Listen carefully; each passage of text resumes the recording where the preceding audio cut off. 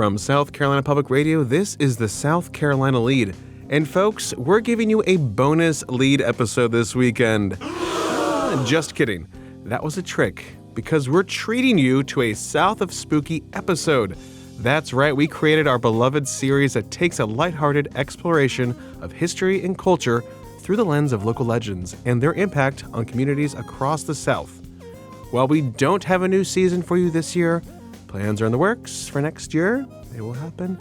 But while you may be a dedicated leader, we thank you. Maybe you didn't catch South of Spooky last year or never even heard of it, a crime. Well, we wanted to drop this in your feeds so you can enjoy some of our comedic genius mixed with on-the-ground reporting. Now, you can always find all of the South of Spooky episodes where you find the South Carolina Lede, but today we present you one of our favorite episodes about a certain reptilian rapscallion, Bishopville's own Lizard Man. That's right, folks. And listen close to this pod, and you might just hear the Russ McKinney. So saddle up, partner, and take a listen. We all thought this was a joke. That's when we found the tracks. They were approximately 14 inches long, 7 inches wide, had 3 toes and 3 claws. So we tried to put the bloodhounds on these tracks. Dogs wouldn't track them.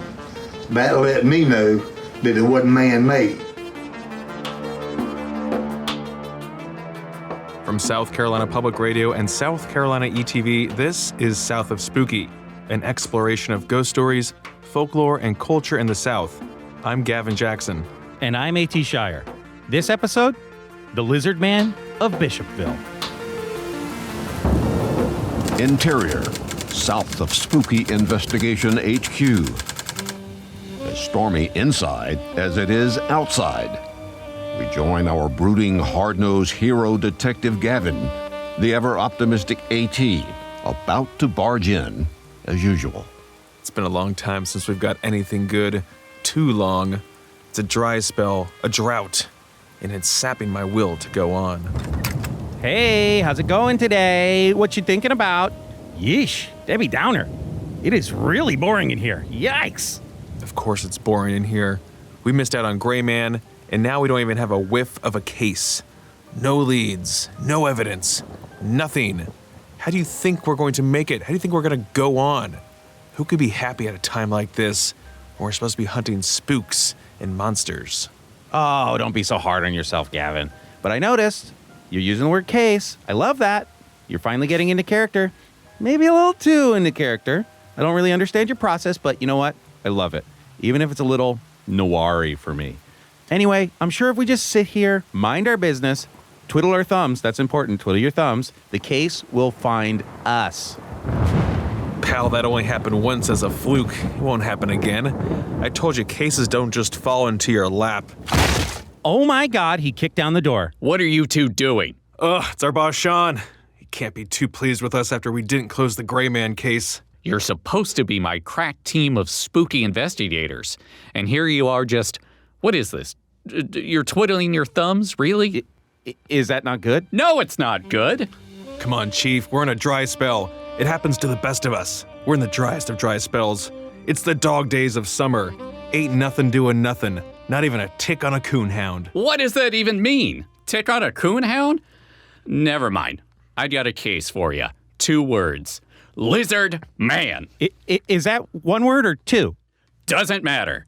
I want you to get in that swamp in Bishopville and get me pictures of Lizard Man on my desk or this podcast is over. That sounds a little close to Spider-Man. Are you sure we can do that? I said go. And no more of that annoying era-specific noir music until you close this case. I've seen Ouija boards with more gumption than these two.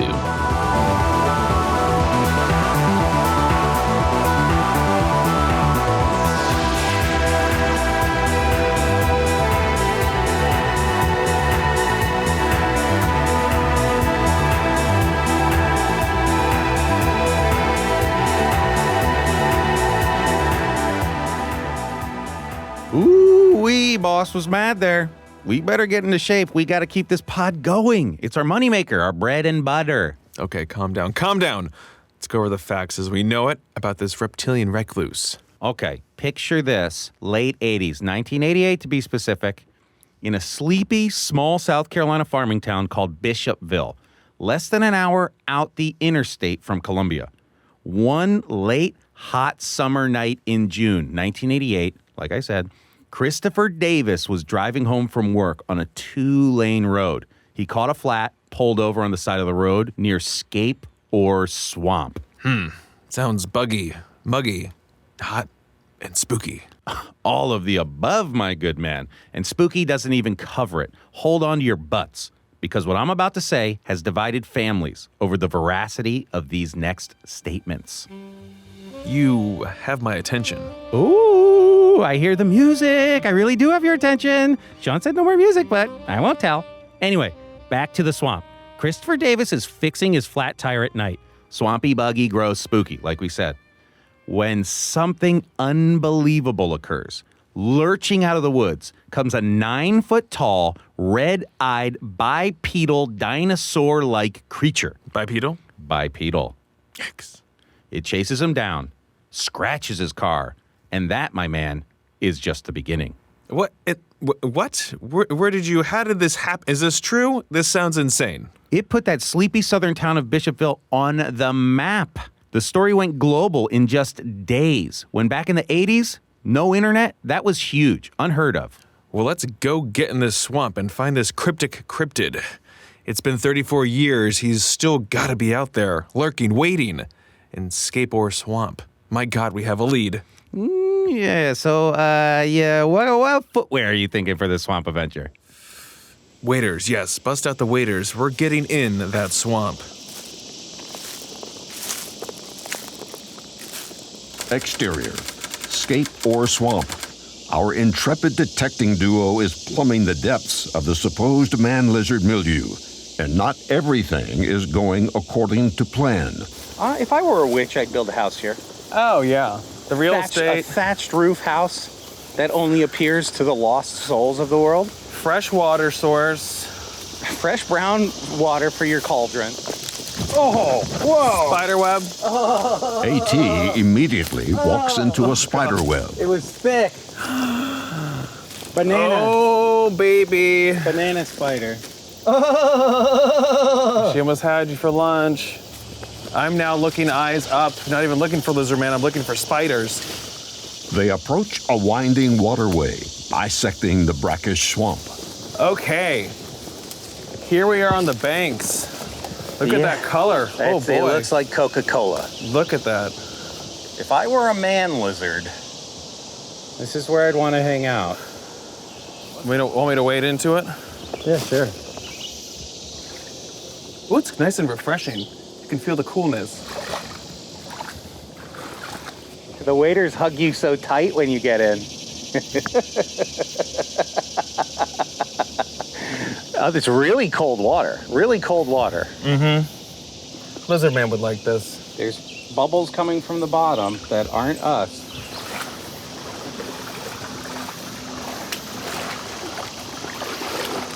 Ooh, very soft. Yeah, be careful. Very soft right there. And it definitely dips down there and then shallows out there. So maybe we should get back on terra firma. Yeah, I think so. Oh, shit! I knew I was gonna fall. You didn't. I mean, you handled it well. Well, I accepted my fate. Oh, tadpoles. Tadpoles aside, last I checked, that's a spiderweb and a fall now. So that's Scape or Swamp 2, AT 0. This kid needs to catch a break. Oh, Gavin. There it is again! Ooh, sounds like another spiderweb encounter. Make that 3-0. Dang, the poor kid. You gotta go first. I know. I'm doing a bad job. He's saying that you got your fill? Yeah, I've had about my fill, TBH. Dude, I really don't think we're gonna find anything in here. It's just been too long. Legit, my entire life. It's definitely buggy and muggy. We need to talk to a person, someone with first-hand experience, someone who was there, someone who believes. I hate to break this to you, but Christopher Davis, he's dead. And so is the police chief/sheriff guy from back then. I'm knee-deep in a swamp, but every lead I chase is dry as a bone. Ugh, more noir. This freaking guy. All right, let's get out of this swamp. Let's regroup. figure out our next move.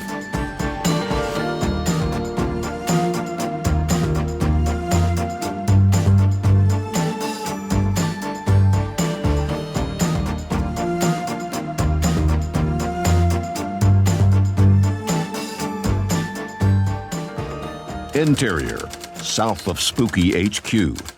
With no lead in sight, our intrepid investigators turn to one of their last hopes, VHS tapes from the 80s. The Lee County Sheriff's Department is working full-time on this creature case, yet with over 200 calls coming in every day. Sheriff Truesdale spends 90% of his time with the media, hungry to confirm tales of the lizard man, which grow bigger every day. There's all kind of stories about this thing. Oh, you name it, we've heard it. I think the lizard man is an alien. Okay, how does this dumb tape work?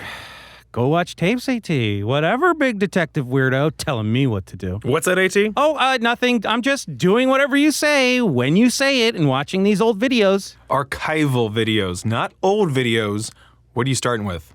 Oh, well, pardon me. My first archival video is Christopher Davis, a.k.a. Patient Zero for the Lizard Man. Then I have Sheriff Truesdale and a few others. I'm going to be the bigger man here and overlook your attitude and say, good job, you stick with that while I go chase down some leads. And don't forget to rewind those. And use the rewinder, not the VCR. You know that's why I have that. Whatever, Mr. Gumshoe does all the fun stuff and I just gotta sit here and do nothing? Okay, so let's see here. Here's a tape of Christopher Davis, the person who claimed to have first seen the Lizard Man from 1988. My tire just bust and it flat. So I got out and changed it about 2 a.m. at night. After I was finished changing, I was putting flat in the jack in the trunk. And I looked back.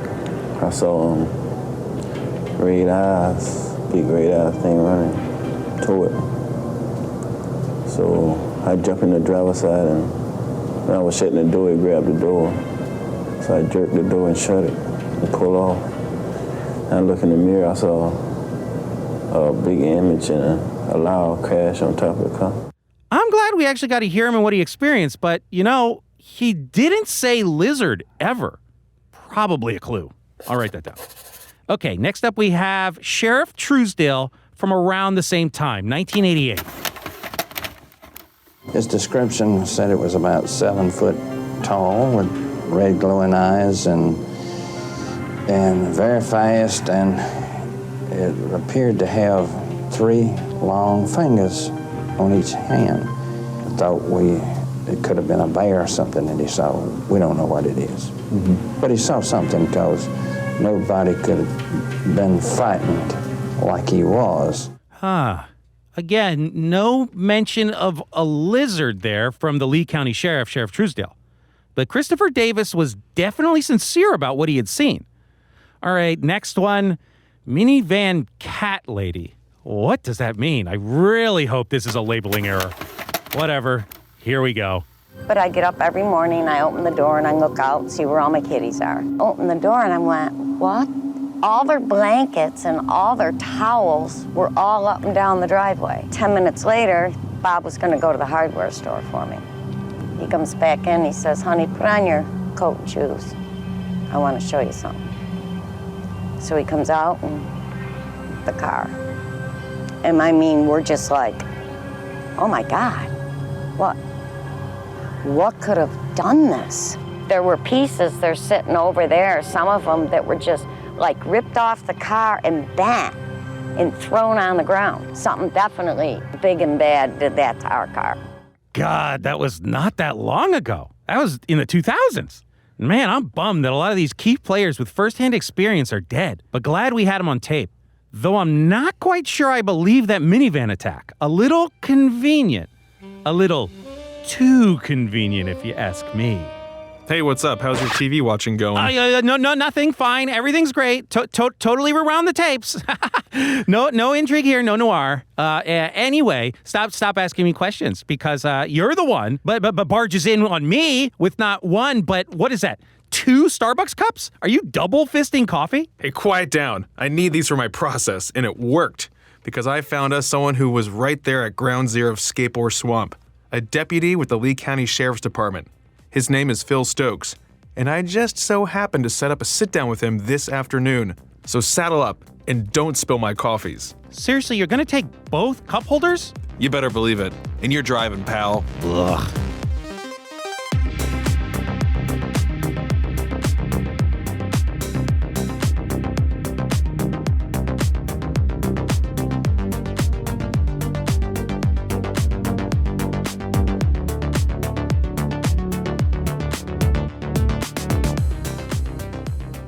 Where are we going? We are way off the main roads here in Bishopville. This quaint little spot is Phil Stokes' house. Now quit your belly aching and let's go see what the man has to say. This might be as close as we get to an eyewitness statement. I started working for the Sheriff's Department in 1978, and I worked up until 1994. In the summer of 1988 is when the Lizard Man first made his appearance. It was real hot summer that year. Whoa, Phil Stokes is totally checking out here. He was a deputy. He was right there when things blew up.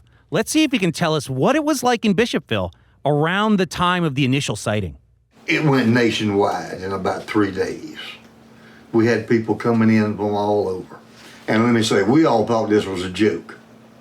Mr. Elmore owned a business they called the Butterbean Shed.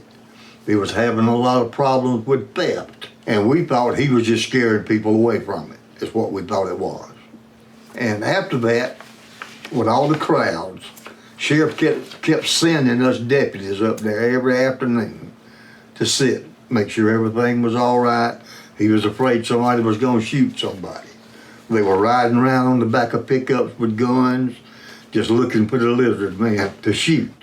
Okay, sounds like there are two situations happening in Bishopville. A giant lizard man loose on the town, and these armed residents and out-of-towners looking for any reason to pull the trigger. A simmering summer there, the powder keg of Bishopville. Okay, Archduke Franz Ferdinand. What about a third possibility? Mr. Elmore and his butterbeans. Them butterbean thefts. That's not nothing. Hey, let's focus on the reptile man, not the butterbean man. Let's just let Phil keep talking. We got a whole podcast here we got to finish. So we went home. So about 3 o'clock in the morning, some teenagers came into the jail and said that Lizard Man had crossed the road in front of them. That's when we found the tracks. They were approximately 14 inches long, 7 inches wide, had 3 toes and 3 claws. So Sheriff called out everybody. So we tried to put the bloodhounds on these tracks. Dogs wouldn't track them. That let me know that it wasn't man-made. This thing went down this long dirt road that didn't go nowhere but into the woods. From one side to the other, tearing up stuff, breaking off tree limbs. Snapping them like you would a toothpick. There were 2 steel 55-gallon drums. It picked it up and threw them. We found the claw marks on each side of it where it grabbed it. We followed it on down into the swamp as far as we could humanly track it. I don't think it was possible for a human to have reached it and broke those limbs off like he broke them off. Okay, so Phil is convinced here, but not everyone was privy to what these deputies were experiencing, specifically the town of Bishopville. What were they thinking? The people patrolling with guns? Yes, the people with guns, A.T. Well, most people were convinced that it was Mr. Elmore that just scared some people away from his business down there, but never was seen around there since. I've heard talk of suits, people with suits to try and scare people. Maybe. I understand Mr. Elmore made a suit, yeah. And what do you think about that? He just played around with it. I think most of the family members, I think. I personally would have been scared to be walking around in a suit like that back then. Somebody would have shot you. When did the suit come to light? How long after did we hear about the suit? It was probably a year or so after that before I heard about the suit. Oh, A.T., some sharp questions there with the suit. Where did this come from? Ever since I watched that tape. Archival video. Archival video, yes. Ever since I watched that minivan video, I've just had a gut feeling that something wasn't quite right. and I heard some rumblings around town about a suit. Well, suit or no suit, there are definitely some differences here. I have to imagine there are differences even among what people believe, even his wife and kids. She's probably about like the rest of my family, don't believe it. So you're like, it doesn't matter because I do. Well, I mean, it is what it is, you know.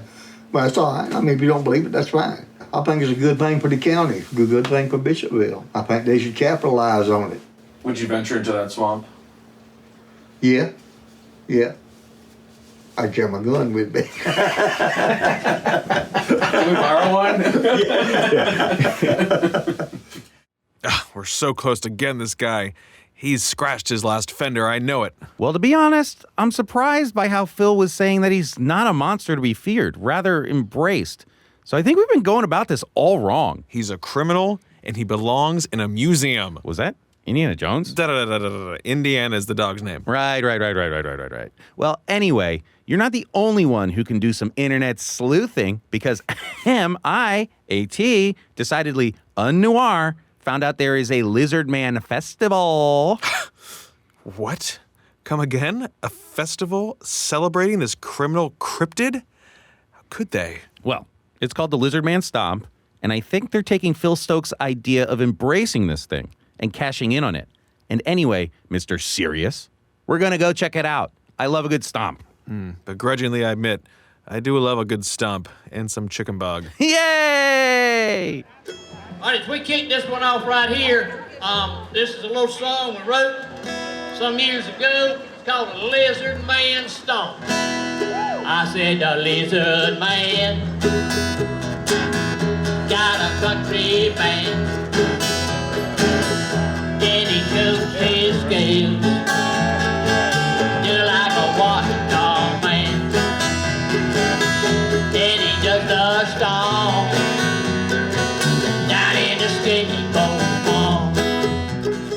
What exactly is this? Oh, it's perfect. This is community coming together. Let's go talk with all these strangers.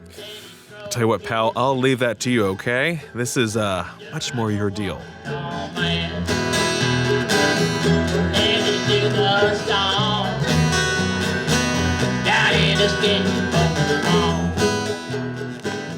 How long have you lived in Bishop? I actually live in Camden, South Carolina, but I've been over here 6 years. I'm the executive director of the Cotton Museum. Okay. Which is sort of the headquarters for the Lizard Man. Okay. That's where we have the displays and exhibits and sell our shirts. So do you personally believe in the Lizard Man? Sure. Yes? Yes. So were you in Camden in 1988 when this started happening? Yes. What was it like then? It went crazy. You couldn't move on these streets. People coming to town looking for it, going down to look for the Lizard Man, riding through Skateboard Swamp, and it just with T-shirts selling, food. It was booming. It was absolutely booming. Lizard Man is good for Bishop. Absolutely. I think it's a great story. I grew up with it because I was raised near here. Yeah. And I don't live here now, but I grew up right down the road, and we had a ball with it that summer. It was the biggest thing I'd ever seen around here. It's the biggest thing this town had ever seen. Well, it kind of lay dormant for a while, and nobody talked about it really for a while. And somewhere back around 2017 or 18, you started to see Lizard Man pop up a little bit more. People were remembering it, and so I started our Facebook page back here just to kind of bring him back into the public eye. And next thing you know, it started out locally, but now it kind of spread, and it stirs up all the interest across the country of people that heard about it. And it doesn't, at this point, it doesn't really matter if it was a guy or a thing or whatever it was. It's a legend around here now.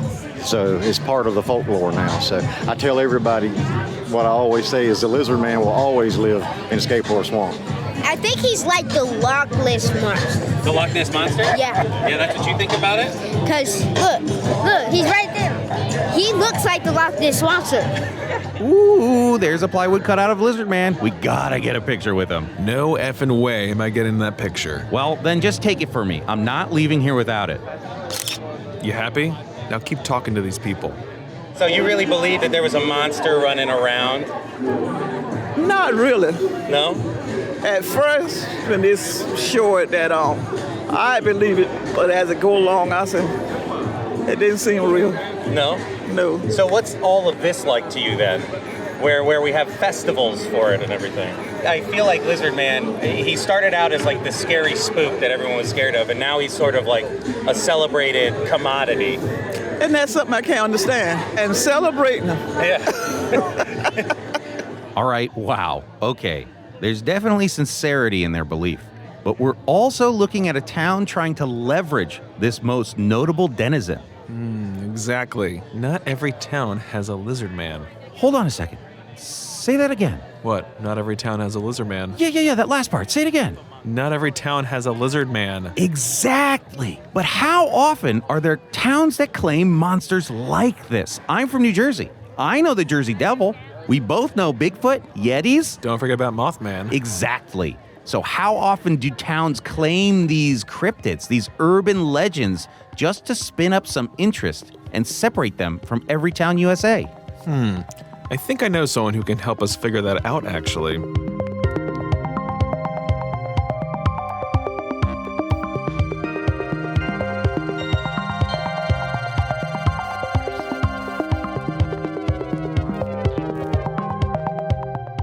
Gavin, what are we doing in Charleston? That was a long drive. I, from previous investigations, don't ask which ones, know of a College of Charleston professor by the name of Scott Poole. He's an urban legend monster expert, if you will, and I drove you all the way here because we have a meeting with him. Now just walk inside, come on. I'm W. Scott Poole. I'm a professor of history at the College of Charleston, and I both research and teach classes on what I call horror narratives in American history. Essentially, the term monster is a phrase that kind of floats around and people grab it and fill it with all kinds of different ideas, whatever they really need at the moment. It's hard to find a period in American history that doesn't have its very own monster. Told you this guy knows what he's talking about, right? Just like what we were saying. Periods in history with their own monster, similar to each town having one. Let's look at this monster theory origin again. Where does it come from? Where does it start?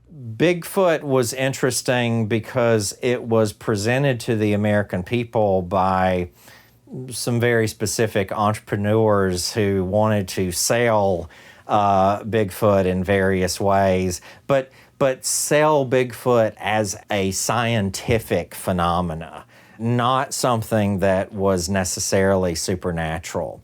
And so it's kind of like you can have your interest in the natural world, but you can still like sort of put the real scientists to one side if you're not interested in that stuff or if it makes you anxious. And so in 1959, Bigfoot really becomes America's first really famous cryptid. And cryptozoology really kind of entered the language in a way after Bigfoot.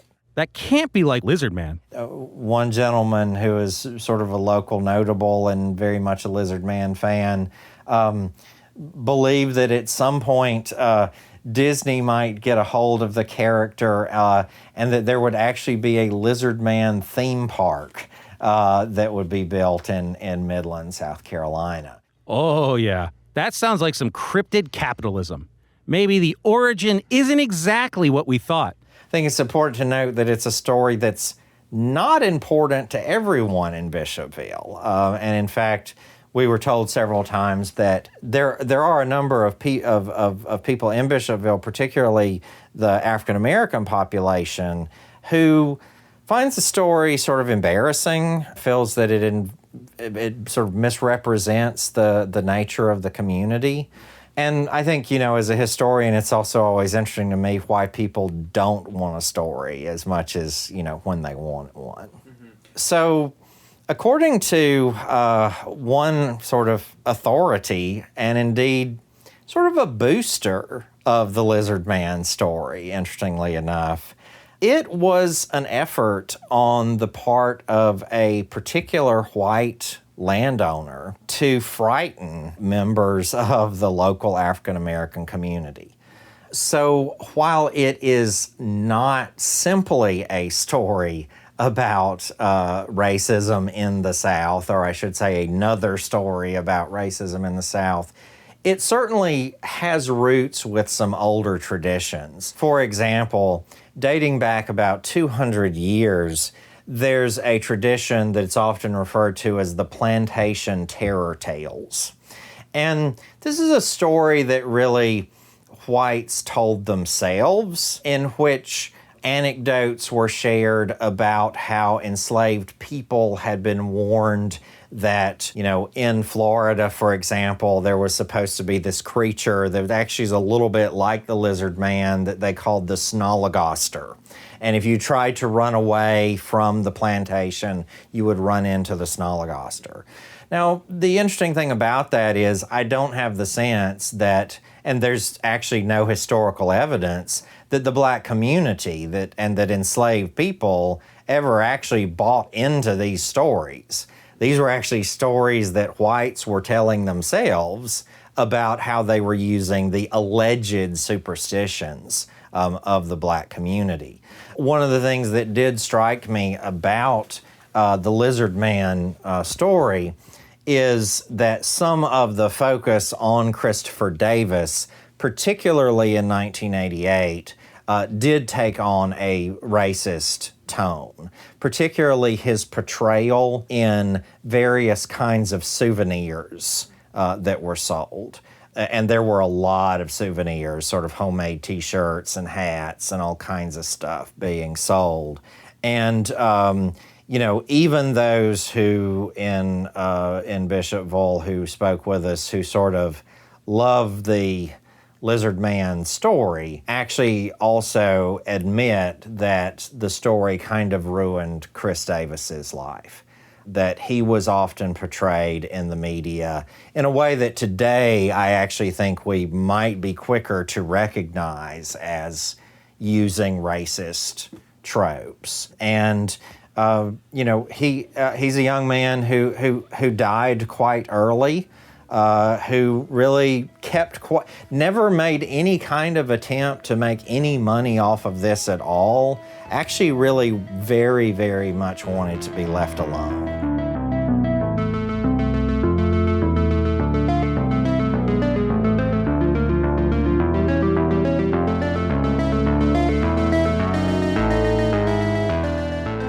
Sheesh. This is not where I saw this one going. Not only did Scott tell us Lizard Man isn't real, but it's also rooted in some seriously problematic history. Yes, what a twist indeed. Sure, we're leaving Charleston without finding our man, per se, but Professor Poole really gave us a better understanding about this legend. But I can't lie, I really wanted to close this one. God, we came up empty again, still in a dry spell. This drought. I know we're losing the pod. I know it. That's it. Back to only politics podcasting. I can't. Calm down. I know we didn't catch our subject, but we got some objectively good stuff about this town and this legend. We've got a town that's taking ownership of their story, a story that maybe not everyone has a full understanding of. There is our tragic hero type in Christopher Davis, who was a reluctant patient zero, along with a critical point of view from Professor Poole that makes the entire story incredibly murky. These are twists and turns that any gumshoe of your magnitude would love to uncover. Now who's being noiry? If I'm being specific, yes, a bit Sherlock Holmesian, but I also deduce that for every person who is sincere in their belief, there is another person with a lizard suit or a lizard man product trying to make money off of this. Not that that's bad. For better or worse, Lizard Man is from Bishopville, and Bishopville should take ownership of its most notorious citizen. Again, that's incredibly murky. You might say, like a swamp. God, stop talking. How can you be so positive right now? We're going to lose the pod. We don't have a picture, and Sean is about to kick that door down right... Time's up. You two better have a picture of Lizard Man for me. Well, we kind of... Oh, I actually did meet the man at the Lizard Man stomp. He was there. Take a look for yourself. My God, we're gonna be rich. Really? It's a plywood cutout. Shit, bye. I knew you'd like it, boss. Whatever, I'm out of here. And I'm taking this picture with me. Picture of Lizard Man. Rich. I'm gonna be rich. So we still have the pod? What's that?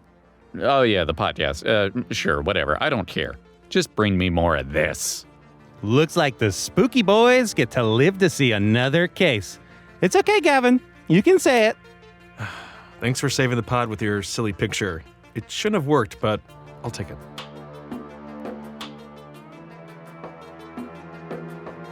South of Spooky is a production of South Carolina Public Radio and South Carolina ETV. It's hosted by Gavin Jackson and me, A.T. Shire. Our producer is also me, A.T. Shire. Joshua Teckel is our research assistant. Amy Crouch is our supervising producer, and Sean Birch is our executive producer. You can find this episode, first-hand accounts, research, documents, multimedia, and more on southcarolinapublicradio.org/spooky. Have you had an encounter with one of South Carolina's famed ghosts? Maybe experience a haunted spot in the South? Witness something no one else would believe? Or have a place or tale that we should investigate? Well, we'd love to hear from you. Shoot us an email at spooky@scetv.org, and we'll be in touch. Stay safe out there, and watch out if you're heading south of Spooky.